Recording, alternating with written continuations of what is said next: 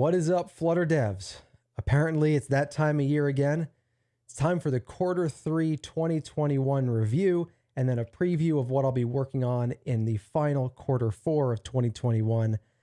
I don't know about you, but time is going by really fast for me. I feel like I'm doing one of these every time I turn around. Nonetheless, let's get into it and see what happened last quarter. First, I published 18 new processing videos. So for those of you who haven't been tuned in, pretty much all year, or at least for a majority of the year, I've been working on porting processing to Flutter in a package called Flutter Processing. I've been putting out videos during the porting process so you can see me actually turning processing into a Flutter package. 18 new videos over the last quarter. Most of those were adding functionality from the processing API over to Flutter Processing, but some of those were also things like Perlin noise, where we actually used Flutter Processing to look at visualizations. I also created an example app, or I made the example app much nicer so that you can run a number of different visualizations in the example app. And there's a place, if you pull down the repository, there's a place in the example app where you can kind of put your own sketch in there to play around with. All of that was done in the last quarter. We'll talk more about this for Q4 in a moment.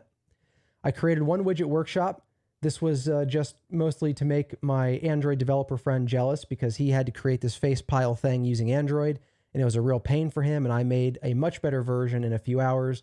And then I also recorded that, published a video of that so you all could watch that process as well. So pretty cool little widget that we created in, I don't know, maybe an hour or something in that widget workshop. Maybe I'll have time for one in Q4, maybe not, we'll see.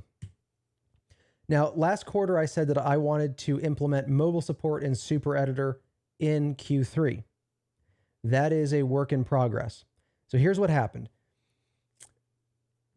One of the biggest challenges in mobile support for Super Editor is the idea that you might have a word in your text that is bold.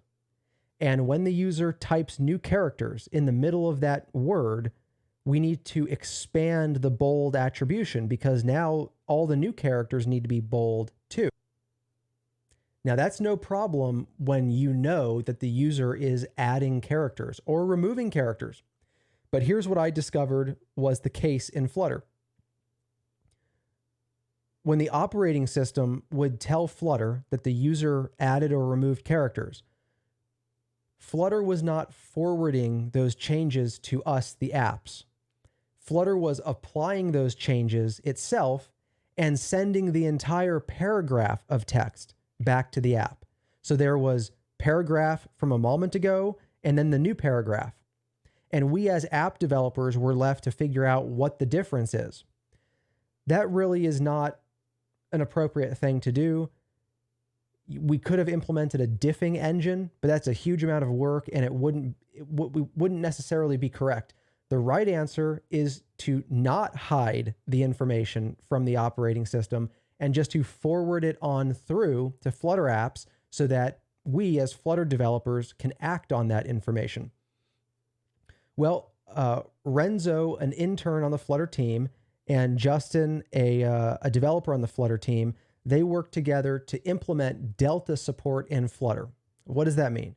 It means that on Android and iOS specifically, this does not yet work on web, Mac, Windows, or Linux, but on Android and iOS specifically, when the user is sitting there typing on the software keyboard, when the user adds characters, removes characters, replaces characters, the OS deltas, the differences, are forwarded on to Flutter. It's a new part of the text input client set of APIs. As we speak, I have a pull request open that we're working on fixing up and finalizing that integrates this delta information into super text field, which is our own custom text field. So that's step one. First, we need to get deltas working in the text field. And when I say deltas, what that means is now you can apply bold and italics and strike through and underline to a text field. Once that's working, and I guess that's not really that's not the sum of the work that went in there, because in addition to that, those text fields have little drag handles and magnifiers and some auto scrolling. So there's a lot of work that went into those mobile custom text fields, but the deltas were the big part. That's where we were blocked by the Flutter team. The Flutter team did merge that into master, and so we were unblocked. Once the text field is done, once we feel good about that implementation, then I'm moving over to the general editor so that you can interact with and edit an overall document on mobile. That's the next step. We hope to be able to finish that sometime in Q4. And we are also hoping that there are no more limitations that we discover in Flutter itself, because those obviously can take a very long time to get resolved. In this case, it probably took about 6 weeks for us to actually see those changes merged into master. But we're on the way. We're making progress. We'll keep you posted. All right, a pro Flutter website. I told you previously I was working on a website that will have guides and patterns and whatever, useful information for professional Flutter developers like us.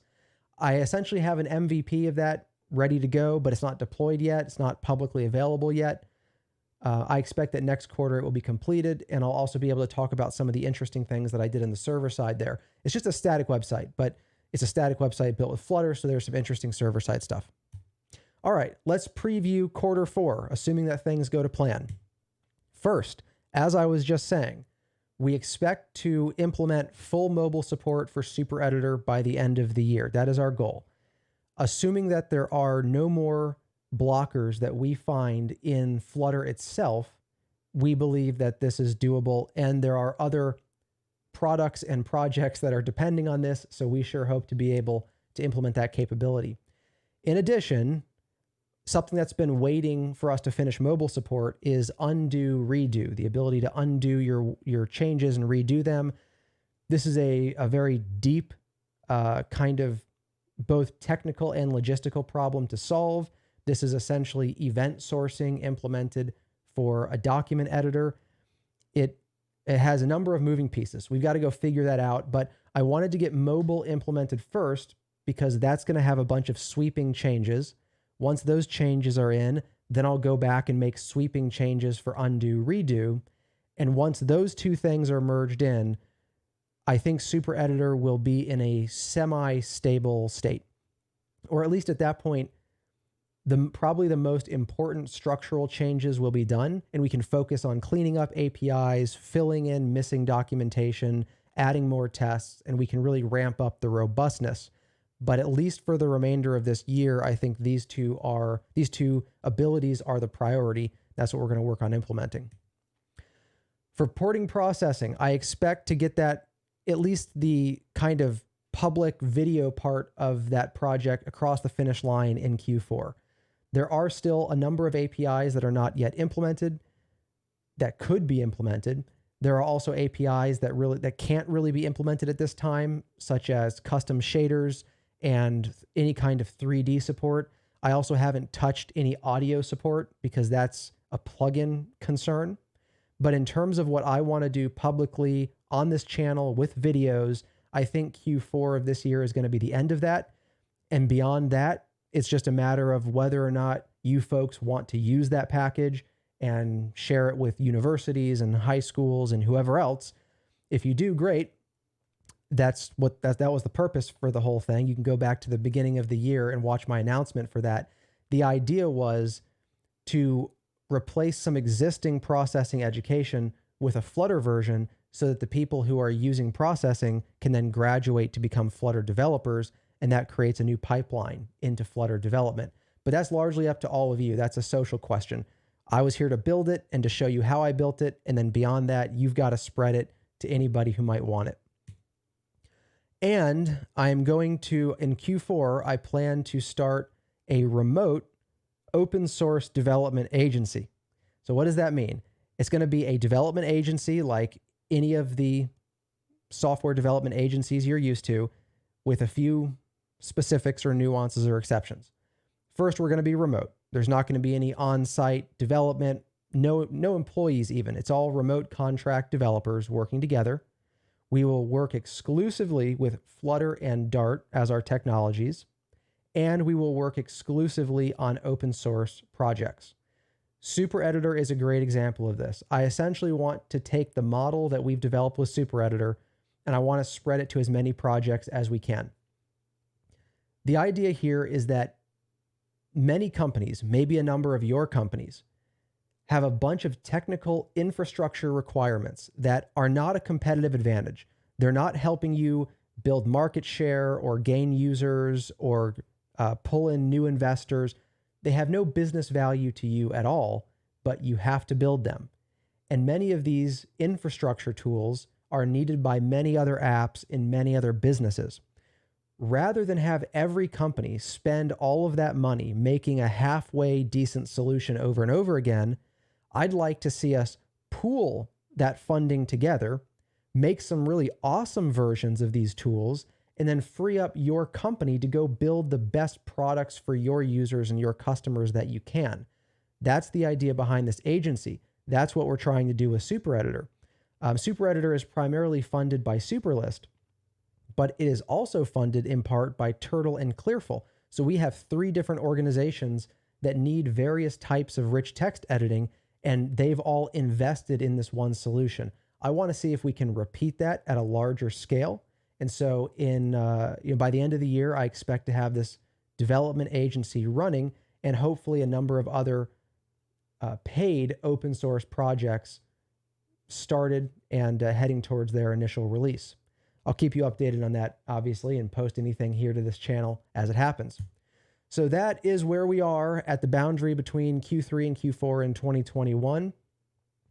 I guess let me know down below what your thoughts are on any of this stuff. The number of topics that I'm covering here keeps expanding. So if you have thoughts or questions on any of those topics, widget workshops, Flutter challenges, porting processing, an open source dev agency, Super Editor, whatever it is, go down there and let me know. Otherwise, I'll continue to see you in the videos that come up in Q4 on this channel. I'll see you then.